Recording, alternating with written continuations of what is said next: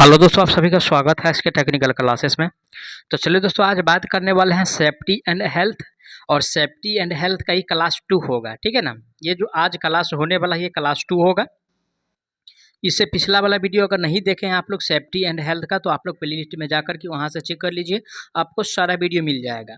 और अब से दोस्तों यानी कि रेगुलर आप लोगों के बीच यानी कि वीडियो आएगा। किसी कारणवश जो है कोई काम में फंसे हुए थे, टाइम नहीं बचने के कारण जो है वीडियो नहीं आ रहा था, लेकिन अब जो है रेगुलरिटी में यानी कि वीडियो आएगा।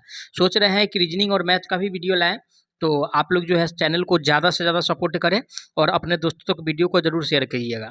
तो चलिए, आज का सबसे पहला प्रश्न दिया है कि काम पर स्वास्थ्य और सुरक्षा नियंत्रण को निर्धारित करने वाला मुख्य कानून क्या है, ठीक है। यानी कि कोई भी जो नियम होता है, जो कानून बनाया गया था, ठीक है, जो कानून बनाया गया था यानी कि कार्य को लेकर के, तो उसमें यानी कि एक अधिनियम था, ठीक है। वो यानी कि अगर बात किया जाए दोस्तों, तो ये जो था दोस्तों यानी कि कार्य अधिनियम 1974, क्या था 1974, ठीक है। साथ ही साथ यानी कि स्वास्थ्य, और स्वास्थ्य के साथ साथ क्या, तो स्वास्थ्य के साथ साथ यानी कि सुरक्षा, ठीक है। ये दोनों पे यानी कि काफ़ी इसमें जो है यानी कि ध्यान दिया गया था।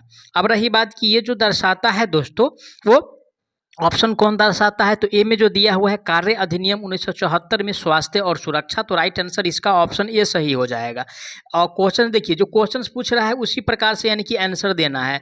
ऐसा ना कि क्वेश्चंस में ये कुछ पूछ रहा है और आंसर कुछ दे रहा है, ठीक है। तो यानी कि स्वास्थ्य और सुरक्षा को लेकर के यहाँ पे जो क्वेश्चंस पूछ रहा है, तो एक अधिनियम है 1974 में जो है स्वास्थ्य और सुरक्षा के बारे में यानी कि बताया गया है, ठीक है। चलिए आगे बढ़ते हैं, अगला प्रश्न पे चलते हैं। आज का अगला प्रश्न जो दिया हुआ है क्वेश्चंस में कह रहा है कि कार्य समय, ठीक है, नियमावली के तहत औसत प्रति सप्ताह कितने घंटे काम करने वाले कर्मचारी की आवश्यकता हो सकती है, ठीक है। तो इसका यानी कि औसत की अगर बात किया जाए तो कितना यानी कि आवर माना गया है, ठीक है। तो देखिए, अगर एक दिन, ठीक है, एक दिन में कितना यानी कि टोटल आवर होता है, तो एक दिन में यानी कि आवर की अगर बात किया जाए तो 24 होता है, ठीक है। यानी कि क्या होता है, यानी कि 12 घंटा का दिन और यानी कि 12 घंटा का यानी कि रात होता है। अगर दोनों को जोड़ते हैं तो 24 आ रहा है, ठीक है। क्या आ रहा है, तो 24 आ रहा है। अब रही बात औसत निकालना है, ठीक है, तो इसको यानी कि 2 से मल्टीप्लाई कर दीजिए, तो कितना हो जाएगा, 24 दूना 48 हो जाएगा, ठीक है। तो कर्मचारी की जो आवश्यकता होगा यानी कि सप्ताह, ठीक है, यानी कि औसत प्रति सप्ताह कितने घंटे काम करेंगे, तो 48 घंटे, ठीक है। प्रत्येक सप्ताह यानी कि 48 घंटे काम करेंगे, ठीक है ना। ऑप्शन किस में दिया है, ऑप्शन बी में दिया है। राइट आंसर की अगर बात किया जाए तो ऑप्शन इसका बी सही हो जाएगा, ठीक है। ए से कोई ताल्लुक ही नहीं है, ना डी से ताल्लुक है, ना यानी कि सी से ताल्लुक है, ठीक है। चलिए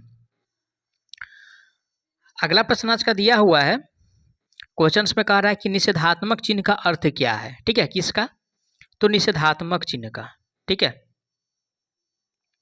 निषेधात्मक चिन्ह का।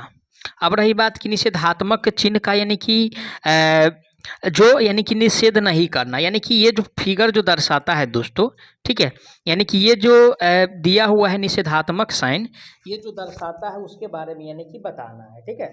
तो निषेधात्मक साइन जो दर्शाता है, ठीक है, ये दर्शाता है कि यानी कि ऐसा न करने को दर्शाता है, ठीक है, ऐसा नहीं करने को, ठीक है, ऐसा नहीं करने को यानी कि दर्शाता है। ऑप्शन भी पढ़ेंगे, तो ऑप्शन ए में जो दिया हुआ है संकट अथवा भय का सावधान, तो ये नहीं बताता है, ठीक है, ऑप्शन ए कैंसिल हो गया। बी में दिया है ऐसा न करने को दर्शाता है, तो यानी कि ये जो दर्शाता है ऐसा नहीं करने को दर्शाता है, ठीक है, ऐसा नहीं करने को दर्शाता है, जो कि बी में दिया है। करेक्ट आंसर की बात किया जाए तो ऑप्शन जो होगा इसका राइट बी सही हो जाएगा। जबकि इसका जो यानी कि आकार जो होता है दोस्तों, वो यानी कि वृत्त के आकार का होता है, यानी कि पूरा गोलाकार होता है। क्या होता है, यानी कि गोला का आकार होता है, ठीक है, यानी कि गोलाकार होता है, जो कि ऑप्शन यानी कि बी में दिया हुआ है। निषेधात्मक चिन्ह जो है ऐसा न करने को दर्शाता है, इसलिए जो राइट आंसर होगा इसका यानी कि बी सही हो जाएगा, ठीक है। चलिए आगे बढ़ते हैं, अगला प्रश्न दिया हुआ है कि अनिवार्य चिन्ह की पृष्ठभूमि होती है, किसका, तो अनिवार्य चिन्ह का। अब रही बात कि अनिवार्य चिन्ह क्या है, ठीक है, तो अनिवार्य चिन्ह की अगर पृष्ठभूमि की अगर बात किया जाए, ठीक है, अगर अनिवार्य चिन्ह की पृष्ठभूमि की बात किया जाए, ठीक है, तो इसका जो यानी कि साइन जो होता है ये भी यानी कि गोलाकार होता है। कैसा होता है, गोलाकार होता है। साथ ही साथ अगर बात किया जाए तो इसका जो पृष्ठभूमि होता है जो दोस्तों, ठीक है, इसका जो पृष्ठभूमि होता है अनिवार्य चिन्ह का, वो आपको यानी कि नीला होता है। क्या होता है? देखिए नीला होता है, ठीक है, नीला होता है। साथ ही साथ पृष्ठभूमि पर सफ़ेद यानी कि चिन्ह छपा होता है। ये जो होगा दोस्तों यानी कि नीला होगा, और इसके जो पृष्ठभूमि है उसके ऊपर यानी कि सफ़ेद है ना, सफ़ेद रंग का है ना, सफ़ेद रंग का जो फिगर होता है वो यानी कि छपा रहता है। अब रही बात ऑप्शन किस में दिया हुआ है, नीला पृष्ठभूमि पर सफ़ेद, तो ऑप्शन सी में दिया है। करेक्ट आंसर की अगर बात किया जाए तो ऑप्शन जो सही होगा वो सी सही हो जाएगा, ठीक है। आगे बढ़ते हैं नेक्स्ट प्रश्न पे। अगला प्रश्न दिया है कि अग्निशमन को चलाने के लिए ध्यान में रखने वाले तरल कार्य याद करना, जिसमें PASS, इसमें ए का अर्थ क्या है, ठीक है। तो यानी कि PASS, ठीक है, ये जो लिखा हुआ है तो इसमें यानी कि एक का जो अर्थ होता है, ठीक है, उसके बारे में यानी कि पूछ रहा है। और ए का जो अर्थ है दोस्तों, ठीक है, ये है यानी कि निशान। क्या है? निशान है, ठीक है। ये क्या है? तो ए का अर्थ यहाँ पे निशान होता है। ऑप्शन किस में दिया हुआ है निशान? ऑप्शन यानी कि जो दिया हुआ है निशान वो बी में दिया हुआ है, ठीक है। करेक्ट आंसर की बात किया जाए तो इसका बी सही हो जाएगा। खींचना नहीं ये दर्शाता है, नहीं दबाना दर्शाता है, नहीं यानी कि ये जो है छीलना दर्शाता है, ठीक है। चलिए अगला प्रश्न आज का दिया है, जीवन रक्षक CPR पद्धति किस अंग से संबंध है, ठीक है। क्या? कौन सा पद्धति? तो CPR, ठीक है, ये पद्धति यानी कि किससे संबंधित है? तो CPR की अगर बात किया जाए दोस्तों तो सबसे पहले यानी कि हृदय, ठीक है, हृदय आ जाएगा, और इसके साथ साथ यानी कि फेफड़ा भी आ जाएगा। क्या आ जाएगा? हृदय के साथ साथ यानी कि फेफड़ा आ जाएगा, और ये दोनों से संबंधित होता है। ध्यान में रखिएगा, ये दोनों से क्या होता है, यानी कि संबंधित होता है, ठीक है, दोनों से संबंधित होता है। ए में तो हृदय दिया है, बी में यानी कि फेफड़ा दिया हुआ है, तो मस्तिष्क से कोई संबंध नहीं है CPR का। और ये जो राइट आंसर जो होगा इसका, है ना, इसका जो राइट आंसर होने वाला है वो यानी कि डी सही हो जाएगा। क्या सही हो जाएगा? डी सही हो जाएगा, क्योंकि डी में जो दिया हुआ है ए और बी यानी कि दोनों दिया हुआ है ना। तो करेक्ट आंसर जो सही होने वाला है इसका वो डी सही हो जाएगा, ठीक है। चलिए आगे बढ़ते हैं नेक्स्ट प्रश्न पे। आज का अगला प्रश्न दिया हुआ है दुर्घटना के बाद गोल्डन समय कितना होता है, ठीक है। जैसे यानी कि कोई भी व्यक्ति यानी कि दुर्घटना की चपेट में आते हैं, या उनके साथ अगर दुर्घटना होता है, ठीक है, अगर उनके साथ यानी कि दुर्घटना होता है तो उसका यानी कि गोल्डन अगर पीरियड की अगर बात किया जाए, ठीक है, गोल्डन अगर टाइम की बात किया जाए तो ये जो देखा गया है दोस्तों वो 30 मिनट देखा गया है। कितना? 30 मिनट देखा गया है, ठीक है। वहीं पे अगर सेकेंड में ऑप्शन रहता है तो 1800 सेकेंड भी रहेगा, है ना। तो आप लोग को कंफ्यूज नहीं होना है, क्योंकि एक यानी कि जो घंटा होता है, ठीक है, यानी कि एक जो आवर होता है, यहाँ पे लिख रहे हैं, समझने का आप लोग प्रयास कीजिएगा। एक यानी कि जो आवर होता है उसमें यानी कि टोटल यानी कि 3600 सेकेंड होता है। कितना?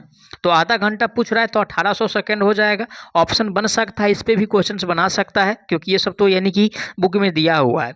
एग्जामिनर मन का यानी कि काम ही है क्या? यानी कि बच्चों को फंसाना। और किस तरह से बच्चे फंसेंगे आप समझ सकते हैं। अगर मीटर में ये दिया हुआ है, अगर यहाँ पर 1800 सेकेंड है, तो अगर इस प्रकार से दिया रहता है तो बहुत बच्चा क्या होता है कि वो फंस जाता है ना। तो 30 मिनट रखा गया है, जो कि ऑप्शन सी में दिया है 30 मिनट। करेक्ट आंसर की अगर बात किया जाए तो राइट आंसर जो होगा इसका यानी कि सी सही हो जाएगा, ठीक है। क्या? तो सी सही हो जाएगा। अब चलिए अगला प्रश्न आज का दिया हुआ है कि विद्युत धारा से झटके के लिए कौन सा कारक जिम्मेदार है, ठीक है। यानी कि धारा से जो झटका लगता है, यानी कि विद्युत धारा से, तो कौन जिम्मेदार होता है। अगर धारा से जब झटका लगता है दोस्तों तो उससे होकर जो आवेश प्रवाहित होता है, ठीक है, उस पे यानी कि सबसे ज़्यादा जो जिम्मेवारी है वो उसी पे होता है, ठीक है। यानी कि आवेश पे यानी कि सबसे ज़्यादा जिम्मेवारी होता है। धातु से कोई मतलब नहीं है, ना पराविद्युत से मतलब है ना। ओनली फॉर जो यहाँ मायने रखने वाला बात है वो आवेश है। ऑप्शन बी में दिया है, करेक्ट आंसर इसका बी सही हो जाएगा। अब चलिए 19 नंबर प्रश्न दिया हुआ है कि कारखाना अधिनियम बनाया गया है, ठीक है। क्या? कौन सा अधिनियम? तो कारखाना अधिनियम, है ना।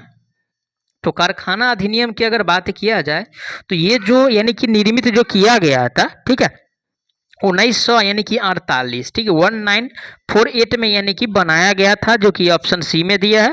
करेक्ट आंसर जो होगा इसका यानी कि सी सही होने वाला है, ठीक है। चलिए अगला प्रश्न दिया है कि कर्मचारी कानूनी अधिनियम बनाया गया था। तो कर्मचारी का जो कानूनी अधिनियम है वो कब बनाया गया था, ठीक है, किसका, तो कर्मचारी का। और कर्मचारी का जो कानून अधिनियम है 1996 में जो है यानी कि बनाया गया था, ठीक है, 1996 ईस्वी में, ठीक है, जो कि किस में दिया हुआ है, डी में दिया है। राइट आंसर जो होगा इसका यानी कि डी सही हो जाएगा। आज का अगला प्रश्न दिया हुआ है कि 5S की अवधारणा में स्टेप 3S का क्या अर्थ है, ठीक है। तो आप लोग पढ़े होंगे, अगर थ्योरी अच्छा से आप लोग पढ़े होंगे तो एक 5S आता है, ठीक है।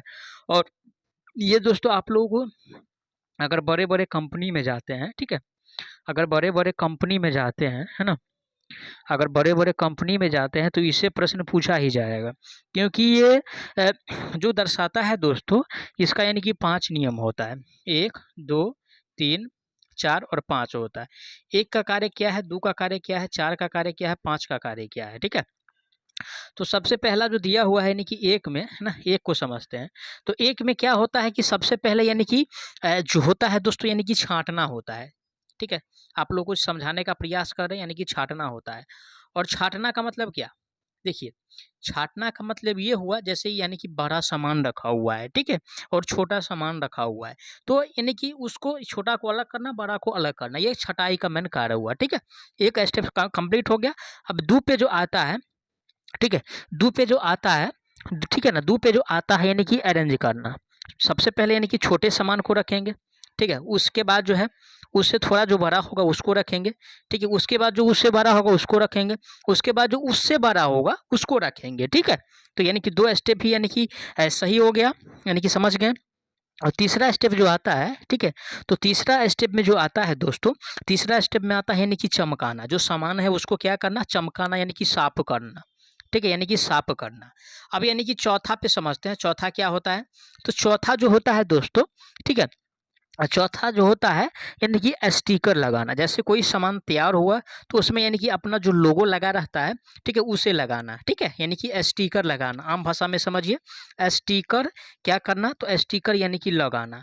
अब रही बात लास्ट में जो बचता है 5 नंबर पे, तो 5 नंबर का कार्य क्या है, ठीक है। तो 5वां पे जो आता है तो इसका मतलब होता है यानी कि सिटसुके, यानी कि सस्टेन, ठीक है, सिटसुके होता है और सस्टेन।